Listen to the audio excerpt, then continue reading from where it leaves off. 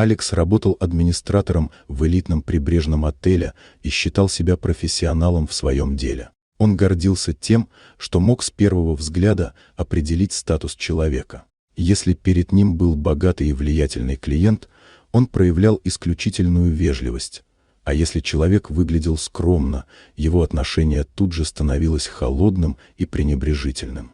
Поздним вечером, когда в холле уже было тихо, в двери вошел пожилой мужчина. Его одежда выглядела поношенной, ботинки были изрядно стоптаны, а лицо выражало усталость после долгой дороги. Однако его осанка оставалась прямой, а взгляд был уверенным. Он подошел к стойке регистрации, явно собираясь заселиться.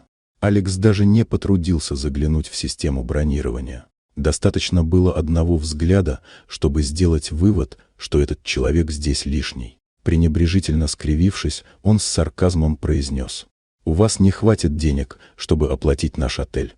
Пожилой мужчина посмотрел на него внимательно, но в его глазах не было ни возмущения, ни злости.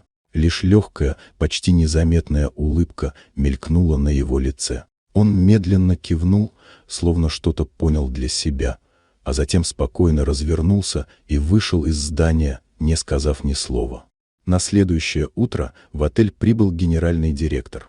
Обычно он появлялся здесь редко, но сегодня выглядел особенно сосредоточенным. Алекс заметил, как он уверенно направился к тому самому пожилому мужчине, который накануне ушел без номера.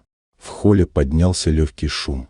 Персонал заметно нервничал, спеша угодить неожиданному гостю.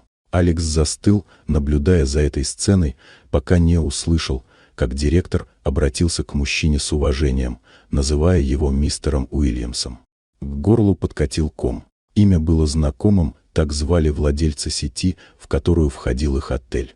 Алекс почувствовал, как у него подкашиваются ноги.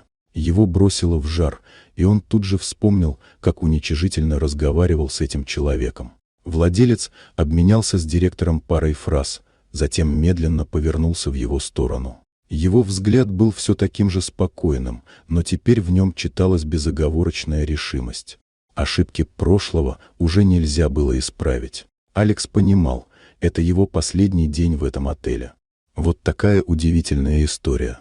Дорогие друзья, если вам понравилось видео, поставьте лайк, а также подписывайтесь на канал, впереди еще много интересного.